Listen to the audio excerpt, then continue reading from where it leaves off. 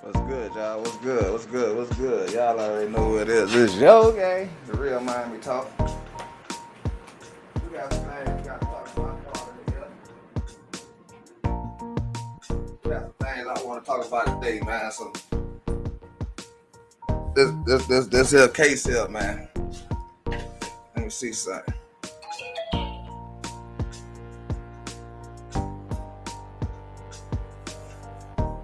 Out of 70-something years, I told y'all the law worked.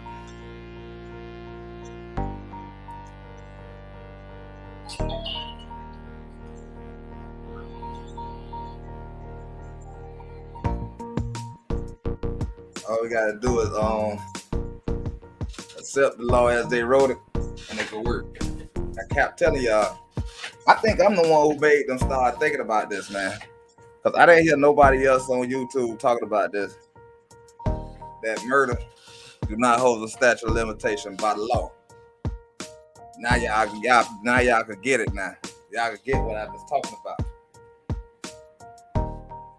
Now y'all can get what I was talking about.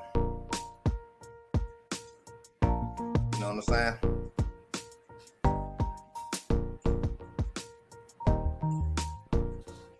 Like I say, there's a lot of stories, a lot of things that taps into this situation. But we ain't gonna get into too much of a visual of it. But I'm definitely gonna have to let y'all hear and listen to what's been going on behind the scene. This young man didn't have a chance to birth kids. This young man didn't do nothing to nobody. He deserved the death penalty what he got from Caroline. Caroline. You know what I'm saying? Hold on, y'all.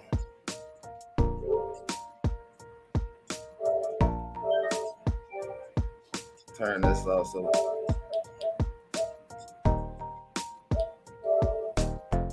Yeah, I'm pretty sure everybody know the story of Emmet Till, and I'm pretty sure everybody know the law. Well, y'all, we got, a little understanding of the law. I don't believe we know the law, because if we did, a lot of this stuff here could be taken care of and brought back up. But I'm not going to be one of the person that say that's not here there, because it's all the way there. You know what I'm saying? Kid could have had a bright future in his own country. He got killed by a Caucasian word that got him killed by a bunch of Caucasian men. You know what I'm saying? So we gonna just take a trip into the situation that done came among us out here in this world. Y'all here will see what the things say down the Emment Till's family calls for justice after finding unserved arrest warrant. So we gonna start there. This lady here had a warrant on her for 70 years. Think about that. Put that inside your brain. Don't let it just fly over your head. But I'm gonna say it for the other people. She had a warrant for 70 years. So when they do their warrant roundups every year, every 6 months or whatever they do, how come she never was picked up? How come she was able to just dodge her warrant all this time?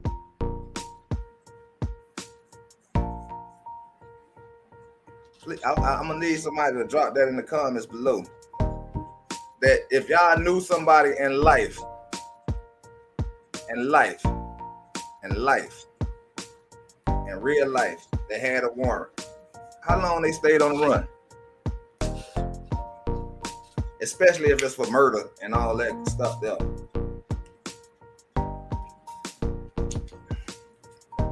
Please tell me, how long y'all people was on the run? I'm pretty sure they just like every average black person. They wasn't on the run too long. You know what I'm saying? They wasn't on the run too long.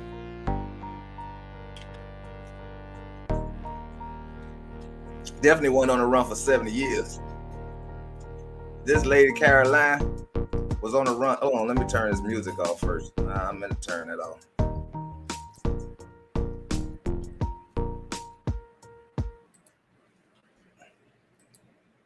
How many people y'all know that was on the run with a warrant for that long?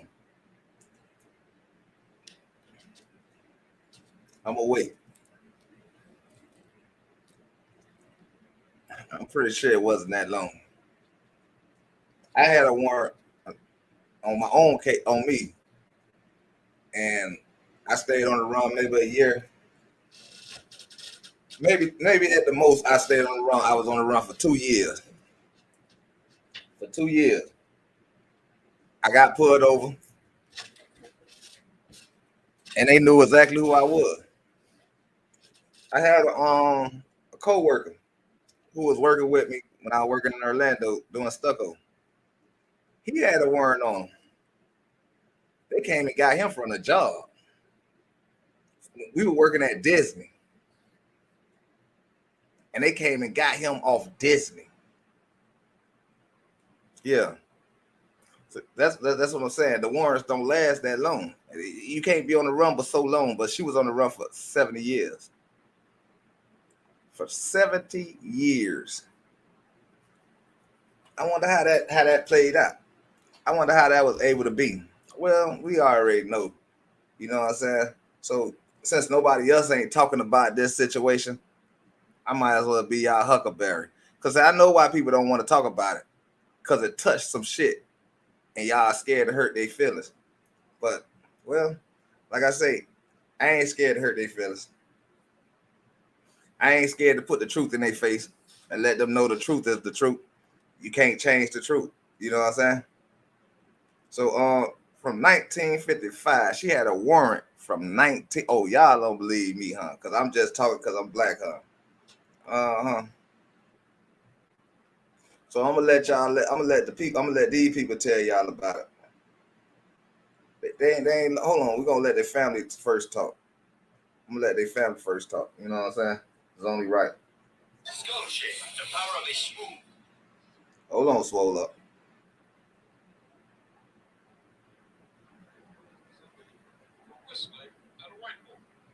His death was a spark that ignited the civil rights movement in America.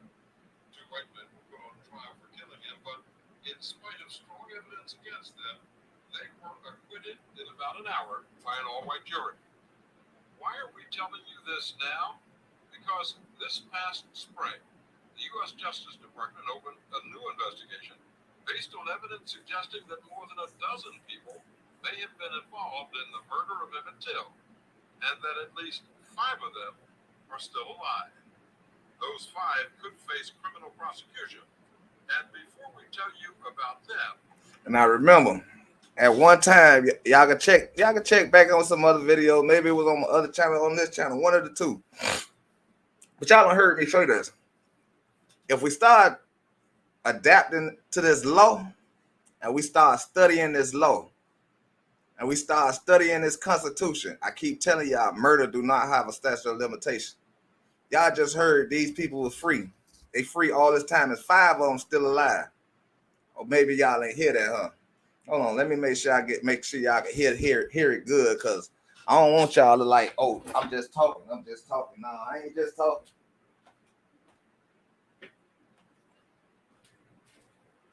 I'm letting y'all know real facts. You know what I'm saying? And these facts just so happen to start coming out because people start understanding the law. The law works both ways. Even though, like I say, if y'all just heard what the man, y'all might have didn't hear it, so I don't know. I might have to play this a little bit better. I might have to start that one over for a minute. Hold on, because I don't think y'all heard that too well. Yeah, I don't think y'all heard that too well. So I'm gonna play that over so I can make sure y'all hear it. 60 minutes rewind. for many of you, the name Emment Till may not sound familiar, but what happened to him in 1955 stunned the nation. Emment Till, boy, was murdered in Mississippi for whistling at a white woman.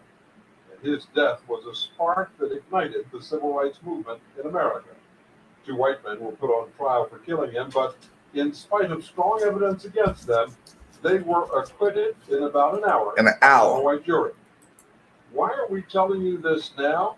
Because this past spring, the U.S. Justice Department opened a new investigation based on evidence suggesting that more than a dozen people may have been involved in them. A dozen people may have been involved in the killing of this young kid, of Caucasians. Dozens. You know what a dozen is? That's 12 people on one kid. Murder of Emmet Till, and that at least 5 of them are still alive. After 70-some year, 1955. 5 of them still alive. So you know what that say? 5 of them go to prison. And the people that's dead, I wish we could go ahead and but God got that. You know what I'm saying? They should hold the burden of what they family did just as well.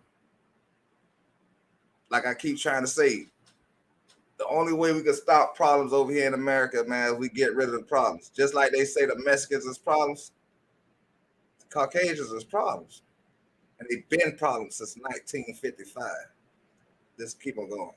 Those 5 could face criminal prosecution. And before we tell you about them, let us tell you what happened to Emmet Till. He was 14 years old when he was kidnapped, tortured, and killed. The 2 men who were acquitted of his murder were Carolyn Bryant and his half-brother, J.W. Meyer. The failure to punish anyone for the crime made headlines across the country and around the world. And if y'all have seen how they were sitting there, if y'all see how they sit there, they sat there. I'm gonna have to show that. I'm gonna have to show that. Because the way they were sitting there, That was so disrespectful. You know what I'm saying? It was so disrespectful. Let me make sure this is the one I'm looking at. That ain't what I'm looking at. So if y'all seen how they looked, how they sat there, and how they were smoking. They had cigars and all in court. Legs propped up, knew they were finna get up out of there. For real, for real. For real, for real. I got to show y'all that. I got to show y'all that. Give me a second, y'all. Just give me 1 second. Give me 1 second. You know how this y'all go. I should have did this earlier, but I didn't. So you know what I'm saying. But so I'm gonna let y'all continue listening to this while I keep on while I'm doing what I'm doing. War, exposing the racial hatred and unequal justice for blacks that was pervasive in the segregated South. The laws dictated where blacks could eat and drink and where they could sleep. But Emmet Till wasn't from the South. He was from Chicago, just visiting relatives in Mississippi in August of 1955 when his nightmare began. Emmett's 16-year-old cousin traveled to Mississippi with him. The family was reluctant to let Emmet take the trip, afraid his free-spirited nature could get him into trouble in the Deep South. That cousin who traveled with him is So, but at the same time, they got America thinking that they brought blacks here. So where would he get the free spirit from? Because everybody in America wasn't slaves. Everybody in America wasn't going through this racism stuff. I keep trying to tell y'all that, but y'all want to go by the history book that the Caucasians give y'all, and they telling y'all a story that they want y'all to know. You get what I'm saying? In real life, though, in real life, no, it was just certain spots where the Caucasians had colonized and sat there and did their business at. They didn't have the whole United States under their belt.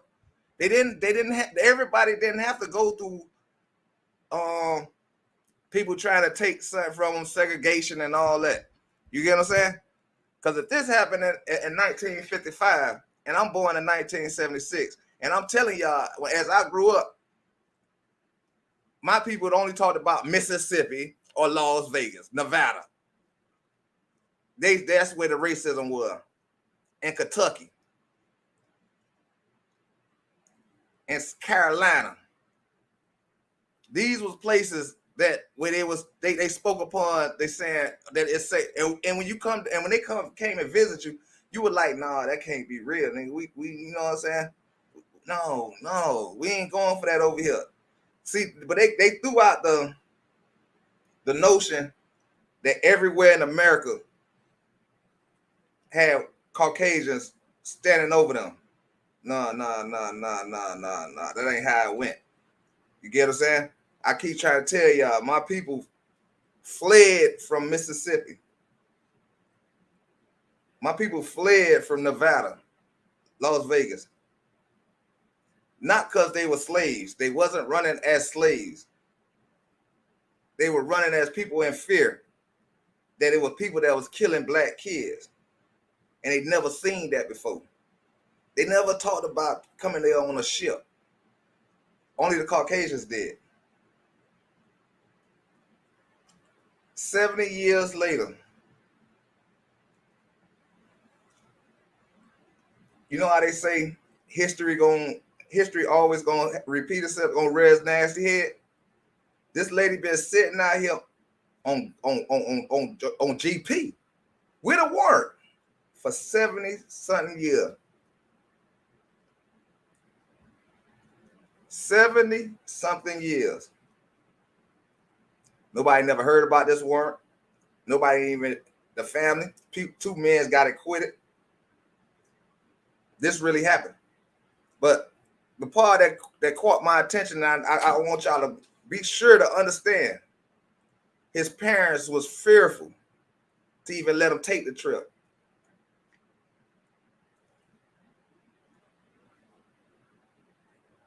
Because they knew he didn't live by the code of slavery. He didn't live under the doctrine of being afraid of Caucasians. He probably had never seen a Caucasian. He only probably heard stories from distant family members that stayed in Mississippi. You get what I'm saying? That's just like us. We only knew the story that our grandparents was giving us, our great grandparents and our grandparents. You feel me? That's the only story we know. But like I say, you don't never hear none of these YouTubers talking about that. You don't hear these YouTubers standing on something that have purpose. But y'all definitely don't follow a YouTuber who try to take things with a message. You know what I'm saying? But it ain't gonna stop me because somebody gonna hear it. Somebody gonna hear the message and get to start understanding and pick up that book and start reading and start paying attention to what's going on. Somebody. And that's all I need. Well, let's take this back a little bit. Who were acquitted of his murder were Roy Bryant and his half-brother, J.W. Telling you this now because this past spring, the U.S. Justice Department opened a new investigation based on evidence suggesting that more than a dozen people may have been involved in the murder of Emmet Till, and that at least 5 of them are still alive. Those 5 could face criminal prosecution. And before we tell you about them, let us tell you what happened to Emmet Till.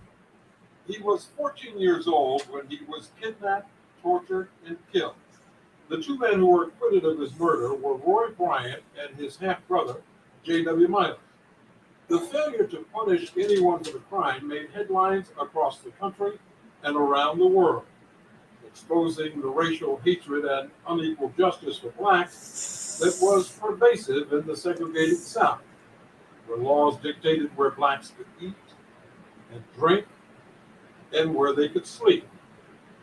But Emmet Till wasn't from the South. He was from Chicago, and just visiting relatives in Mississippi in August of 1955 when his nightmare began.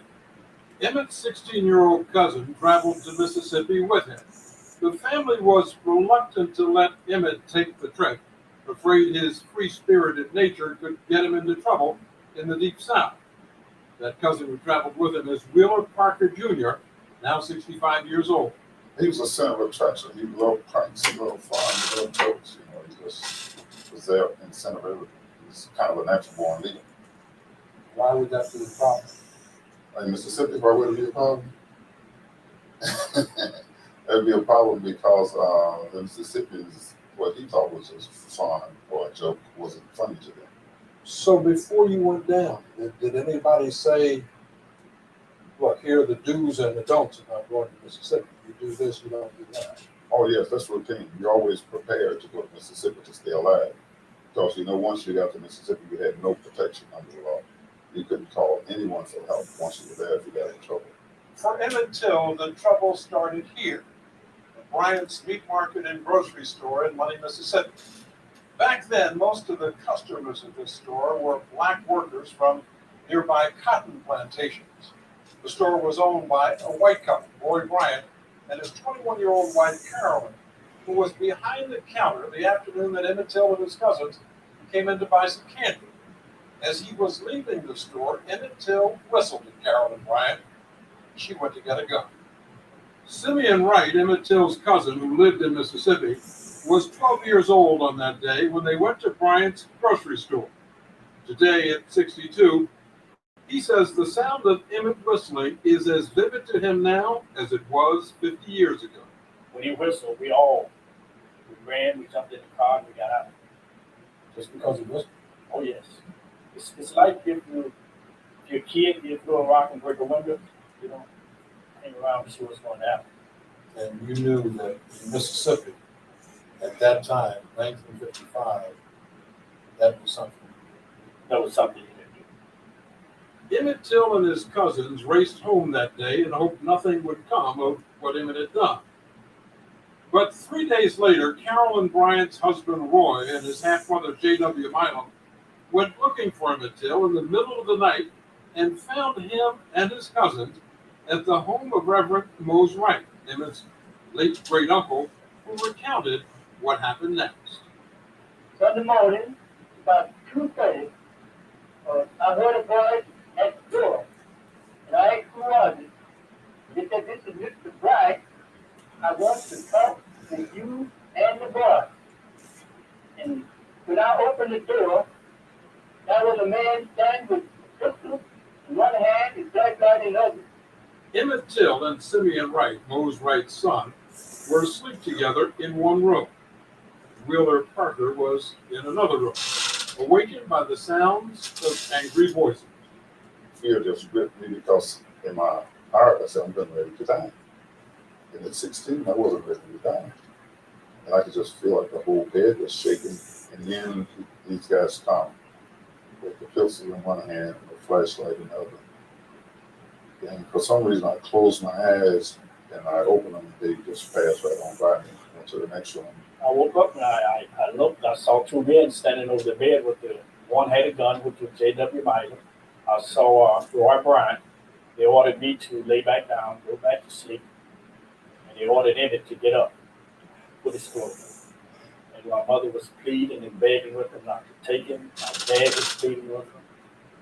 And my mother then at that time offered to give them money to leave Emmet alone.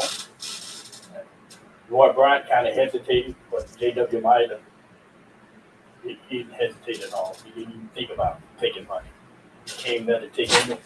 That's what he proceeded to do.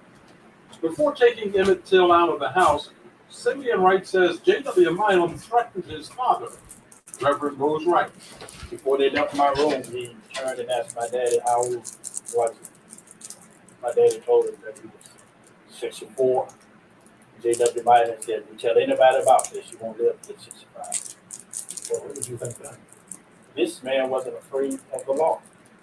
Then he marched into my home, took out my cousin, and wasn't afraid the law was going to bother him. This must have been terrifying for you. You weren't 13 yet. You were 12 years old, 12 years old. lying in bed in the middle of the night. Two white men come in, one with a gun, and tells your cousin to get up and get dressed. Yes. I'd been scared to death.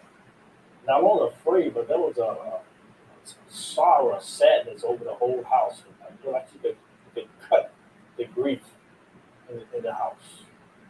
Because after they left, no one said anything. All I could hear my dad say was, On August 31st, 1955, 3 days after he'd been abducted, Emmet Till's mangled body was found by a boy fishing in the waters of the Tallahatchie River not far from Money. His body had been weighted down by a 75-pound fan from a cotton gin, attached to his neck by barbed wire. He'd been badly tortured.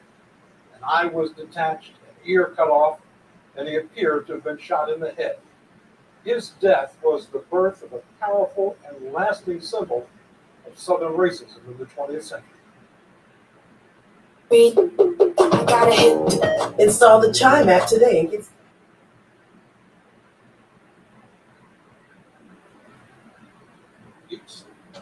Plantation owner and ardent segregationist tried to have the body buried immediately in this small cemetery, weighted down by a 75-pound fan from a cotton gin, attached to his neck by barbed wire. He'd been badly tortured. An eye was detached, an ear cut off, and he appeared to have been shot in the head. His death was the birth of a powerful and lasting symbol of Southern racism in the 20th century. The local sheriff, H.C. Strider, a plantation owner and ardent segregationist, tried to have the body buried immediately in this small cemetery in Money, Mississippi, hoping no one in the outside world would ever find out what happened to Emmet Till. But Emmett's mother, Mamie, battled with Mississippi authorities and was able to have her son's body returned to Chicago so she could identify him before she buried him. Mamie Till was determined never to let anyone forget the brutal way in which her son was killed. She described the chilling story in one of the final interviews she gave before her death last year at age 81. I looked at the bridge of his nose, and it looked like someone had taken a meat chopper and chopped it. And I looked at his teeth because I took so much pride in his teeth. His teeth were the prettiest things I'd ever seen in my life, I thought. And I only saw two. Where the rest of them, which is what happened. And I was looking at his ears, and that's when I discovered a hole about here, and I could see daylight on the other side. And that was it necessary to shoot it. Some 50,000 people, nearly all of them black, turned out for Emment Till's funeral in an enormous public display of grief and solidarity. Mamie Till ordered the funeral director to place her son in an open casket and permitted this shocking photograph of Emmett's corpse, which was published in Jet magazine and seen across the country. It ignited protests, civil disobedience, and backlash that would consume the South through the 60s. I said, I want the world to see this. Because when people saw what had happened to this little 14-year-old boy, they knew then that not only were men, black men, in danger, but black children as well. The same day that Emmet Till was buried, Roy Bryant and J.W. Milam were indicted on charges of kidnapping and murder. Their trial was held in the small Mississippi town of Sumner, billed as a good place to raise a boy. The star witness was Emmet Till's late great uncle Mose Wright, who bravely stood up in the courtroom and pointed his finger at Milam and Bryant as the ones who had come to his home and abducted Emmet Till at gunpoint. Another key witness was an 18-year-old sharecropper named Willie Reed, who said that on the morning after Emmet Till was abducted, he saw Emmet on a truck with 6 people: Roy Bryant, J.W. Milam, 2 other white men, and 2 black men who worked for Milam. Soon after, Reed said he saw the same truck parked in front of a barn managed at the time by Milam's brother, and heard the screams of a young boy he presumed was Emmet Till. Today, at age 67, Reed says he still cannot get those sounds out of his mind. I heard the screaming, beating, screaming, beating. And I said to myself, I said, man, I'm going to do something about that dog. I mean, it is out there. You could hear the lips. Yes. According to Willie Reed and another witness, 4 white men came out of the barn, including Milam, who walked right up to Reed carrying a .45 caliber pistol. Mom was coming out of the barn, so he asked me, listen, he said, did you all hear anything? And I said, no, I haven't heard anything. Why would you say that? I mean, you had heard something. You heard screaming, you heard somebody being beaten. Yeah, I saw that indeed. But then you see Mala come home with, like I said, with khaki pants on and green shirt and 45 on the side. Then he actually went what she was saying. Did you hear anything? I didn't hear anything. You knew that's what he wanted to hear. Right. When they found the body, did you put 2 and 2 together and think that what you had heard going on in that barn, that was Emmet Till? I'm sure. I was sure. Fearing for his life after testifying against Milam and Bryant, Willie Reed was smuggled out of Mississippi. He went to Chicago, where he suffered a nervous breakdown and was hospitalized. He's a good man. Got a lot of courage for it. I think a lot of people would walk away when he said a word. No, I couldn't have walked away from that like that. Because being 14, I've never been in Mississippi's life. They had to come to visit grandpa. And they killed him. I mean, that's not right. I saw when the pictures, I saw his body where he was on. And I knew.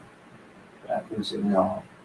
As the trial drew to a close, attorneys for J.W. Milam and Roy Bryant warned the all-white jury that if they voted to convict, quote, your forefathers will turn over in their graves.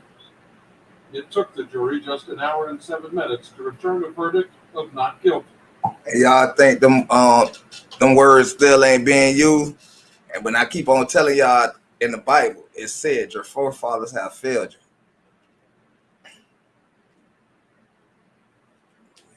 That's why I keep telling y'all everything wasn't racist. Everything, every white person didn't have this so-called power. It was certain places that gave that to them. Caucasians, they was not, man. They should not be held as high as we holding these people when they're monsters like this, and they're still on the street. Who you think taught the rest of them? Y'all think this son they just no, they was taught this by people who letting people out of jail. And this, you telling me times ain't doing that right now? You got police officers. Rest in peace to my cousin Antoine Cooper. Shot in the back of the head by the police. And all he did is, he didn't pull no weapon. He wasn't, the police wasn't in no danger where they couldn't fight him and take him down. No, they shot him in the head. But they let that white boy live. I mean, that Caucasian live who shot all them black folks inside that grocery store. They let that little Caucasian kid live who had killed them people in the church, them black folks in that church. Think about it. One juror said it wouldn't have taken that long, but they stopped to take a soda pop break to make it look good. Milam and Bryant were congratulated by their many supporters and kissed their wives in celebration. How you supposed to feel now that it's all over? Roy, how about you? I'm just glad it's over. 4 months after the trial, knowing that double jeopardy protected them from being tried again, Roy Bryant and J.W. Milam admitted to a reporter from Look magazine that they had in fact tortured and murdered Emmet Till. They were paid $4,000 for their story. In it, Milam said, "I just made up my mind. Chicago boy," I said, "I'm tired of them sending your kind down here to stir up trouble. Damn you, I'm going to make an example of you." Emmet Till's family has had to live with that for nearly 50 years. But his killers confessed, and nothing ever happened to them. Now, with a new government investigation underway, Cindy and Wright hopes someone will finally be held accountable for the murder of his cousin. J.W. Milam and Roy Bryant confessed that they killed Emmet. The people of the state of Mississippi said they didn't. We need to reconcile that statement. We need to send a message to those who are committing crimes against blacks like this that you can get by, but you can't get away. The justice eventually is going to find it. When the U.S. Justice Department announced recently that it was opening a new investigation into the 1955 murder of 14-year-old Emmet Till, it said the case was a, quote, grotesque miscarriage of justice, and that it is examining evidence pointing to the possible involvement of more than a dozen people in the crime. Roy Bryant and J.W. Milam, who were tried and acquitted, are dead, but a number of others are still alive and could face criminal charges for their role in Emmet Till's abduction, beating, murder, and attempts to cover it up. With every Philip, it's been cashed back over the past year. How much does it say? 300.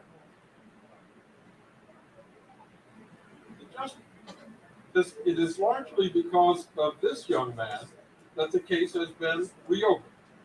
His name is Keith Beauchamp, amateur filmmaker from Louisiana.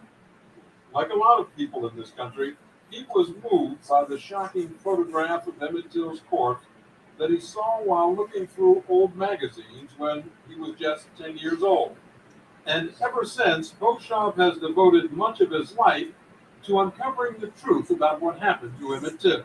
After seeing the photograph, it shocked me tremendously. And my parents came in and sat me down and See, y'all gotta think about it. Y'all remember they say blacks weren't supposed to be reading or this and all that. No, they was talking about the slaves, the African slaves, the Israelites that they brought over here. We as black folks weren't supposed to teach them how to read. Pay attention, y'all. It's all about education. Educate yourself, man. Explained to me at the time the story of Emmet Till. And they get more. I heard the same story. I remember seeing this picture in that Jet magazine when I was a kid. And I think Emmet Till and I were probably about the same age, 1955, 14 years old. And growing up in Philadelphia, knew vaguely about the South. Like others, my parents had. And then I keep telling y'all that it wasn't racist everywhere. It wasn't Caucasians everywhere. It was only in certain places. But they wrote the book like this was the whole America. No, man, we closed our eyes and we stopped. We stopped believing in ourselves. They beat us so bad. They brought us down so bad when we stopped having even thoughts about ourselves. We started killing ourselves. We started doing dumb shit. It wasn't racist everywhere.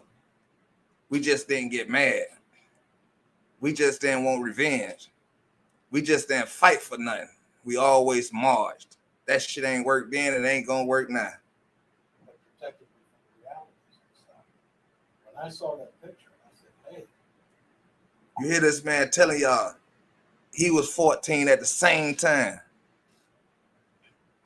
And he could understand how Emmet Till didn't understand the racism and the hatred that was in Mississippi coming from Chicago.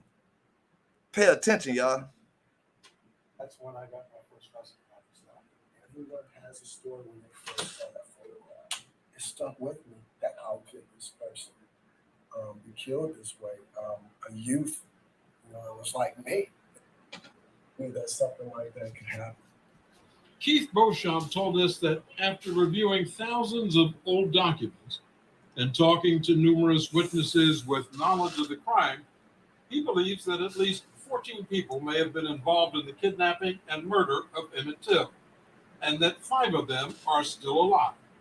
You described much of this to federal and state investigators, and their reaction to that information? Their reaction was overwhelming. They couldn't believe that a person this young would be so interested in finding out the truth. I guess they were really stunned that I did so much research on this case. So was Senator Charles Schumer, a member of the Senate Judiciary Committee, which has oversight of the Justice Department. After meeting with Keith Beauchamp and his attorney Ken Thompson, and examining the research Beauchamp was gathering for a documentary film he was working on. And then I tell y'all the reason I like Caucasians, because they wrote everything down. They made sure that their history get told over and over and over and over again. But we don't listen because we're going to say that happened way back then. But you see how it's happening now? Ask Trayvon Martin family how they feel. Senator Schumer urged the department to reopen the Emmet Till case, saying it was never fully investigated 50 years ago. How would you characterize the conduct of the federal law enforcement 50 years of this? Well, federal law enforcement back then and even many years later reflected the attitude of America. Oh, these things happen. This is how it is down there. It is a stain and will be a stain on both the Mississippi law enforcement officials and the United States federal government Justice Department that it took.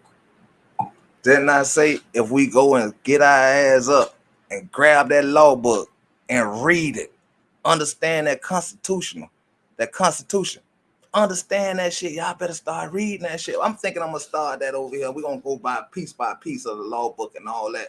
Because there's some reason we won't read that book. Did they put extra pages in there so we won't read it? We got to get out of them excuses. A young filmmaker to bring to light what they should have brought to light. In 1955, Emmet Till's mother, Mamie, tried to get her government to bring the truth to light. She sent a telegram to President Dwight Eisenhower urging that justice be meted out to all persons involved in the beastly lynching of her son.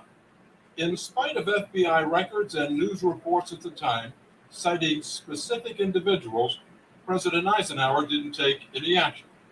Emmet Till's mother died before the government reopened the case this past spring. A case based largely on the research of Keith Beauchamp.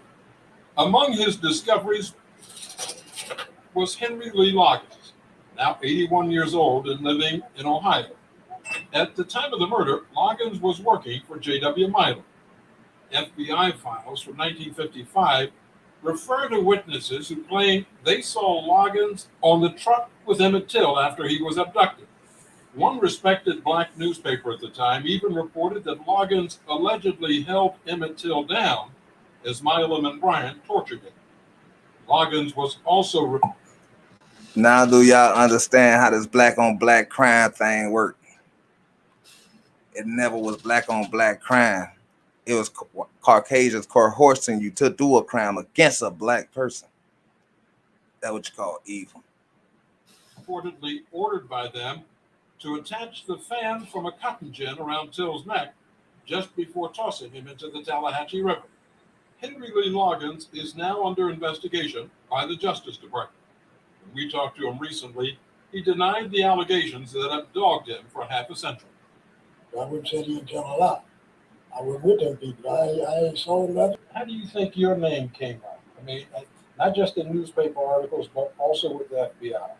Why did people say that Henry Lee Loggins was there? I can't figure that out. I can't figure that out to today. Henry Lee, how do you explain all these stories that just won't go away? Such as what? Such as you were there on the back of the truck. Which I wasn't. That you participated in the abduction, the kidnapping, and the murder of Emmet Till. Which I wasn't. That you tossed his body in the river. Which I wasn't. What you mean? Yeah. Yeah. Mr. Ed, I would say to tell you no lie. I don't know nothing about that case. What are you going to do when the FBI comes back? I'll tell them the same thing, but I wasn't there. Unless them two, Lord knew I wasn't there. 5 other black men, now dead, have also been implicated in some way in the abduction and murder of Emmet Till. If any of the allegations are true, the question is why. Knowing now that black men could possibly be involved, I just keep thinking, about what could have been going through the Till's mind, savings. And how do you explain that? So this is what I'm trying to tell y'all. Black on black crime wasn't the thing. It was coerced. That's what they call Uncle Tom's. Yeah, that's how black on black crime and black hate started. So we need to stop it. That means it could be stopped. I'm playing what created. I hope y'all can hear it. What created the black on black hate. How do black people keep saying they're alive right now? Cause say they don't understand how a black person could do it to a black person. But right now today, we got black people killing black people with no conscience. Kids, they don't care who they hit now. Come on, man. They would turn on one of their own. We believe that they were forced to participate. Uncle Tom. It was shocking at first because for so long you've heard white men were involved, and that's what it was. It was a white and black man. You can help but be amazed. It seems clear that black men were involved. Emmet Till's late great-uncle Mose Wright said there was a black man on the porch when J.W. Milam and Roy Bryant came to take Emmet Till. He also said he heard a woman's voice that night coming from a truck parked outside. He believed it was Roy Bryant's wife, Carolyn, the woman Emmet Till had whistled at several days earlier inside her husband's grocery store in Money, Mississippi. Mose Wright's son, Simeon, Emmett's cousin, says his father told him the same thing. Oh, yes, it was another man standing on the porch. My dad talked about it. There was another person in the truck because when they marched Emmett out to the truck, and they asked the person inside the truck, is this the one? My dad said he heard a woman's voice identifying Emmett as the boy that did the whistle. So that must have been Bryant's wife. At that time, we believed it was Bryant's wife, and after 48 and some odd years, there's nothing has arisen to dispel that belief. Apparently, the local authorities back then believed it too, and according to FBI communiques, issued an arrest warrant for Carolyn Bryant on suspicion of kidnapping. but she was never arrested or charged. Today, we've learned that Carolyn Bryant is a focus of the Justice Department's new investigation, suspected of having assisted her husband Roy and J.W. Milam in the abduction of Emmet Till. She was divorced in 1979 and has since remarried and moved several times. She had all but disappeared from public view until we found her, now age 70 and known as Carolyn Dunham, living in Greenville, Mississippi. While our cameraman was able to take these pictures of her, when I went to her house, she wouldn't answer the door. Moments later, her son, Frank Bryant, arrived. We tried to talk to him. Can we talk to Mrs. Dunn? You talk to me. Can I tell you get her to come out? No. I have some questions I'd like to ask her about Emmet Till. Okay. Sorry? I'm too late. Will she come out and talk to us? What I just tell you? Tell me again. No. She won't. No. Bye. I'm back. I said goodbye. Goodbye. You leaving? I'm going. We called the house later in the day, and neither Frank Bryant nor his mother Carolyn would discuss the Emmet Till case any further. We've learned that the Justice Department could complete its investigation within a year, and criminal charges against at least 5 people could follow. But the Justice Department and the FBI declined to comment. What would justice be? In my opinion, there ought to be a full trial. And if there are convictions, even though the people are old who did it, they ought to go to jail. While that may finally bring a measure of justice to the family of Emmet Till, it also brings back the pain. His memories are still sharp after 50 years. Oh, yes. I'm never going to wait. I'm still saying, how could that happen? Why would anyone hate anyone to beat him, to kill him, and to torture him like that? How can a human being do that to another? All because of a whistle. All right, y'all. That's my time. Hope y'all learned something. Hope y'all wake y'all self up about everything. I hope the video played good. You know what I'm saying? Y'all can hear the whole message. Part 2 will be coming, you know what I'm saying? So y'all make sure y'all hit that like button, hit that subscribe button, share the channel, do all that good stuff. Man, justice for Emmet Till, justice for Trayvon Martin, justice for my cousin Antoine L. Cooper, Antoine Lenard Cooper. Y'all say all their name. All I can say is, man, y'all be safe, open y'all lives, man, and understand what's going on. Black hatred was created. It wasn't a thing just back in 1955, y'all. Think about it. Racism was only in certain places. In Mississippi, sorry to say, y'all was one of them. Nevada, y'all was one of them. Las Vegas. So y'all start teaching yourself, get an understanding about what's going on in life. Like I say, don't worry about me, worry about the message. Justice for Emmet Till. Yeah, y'all already know it's the real Miami talk, and I'm coming.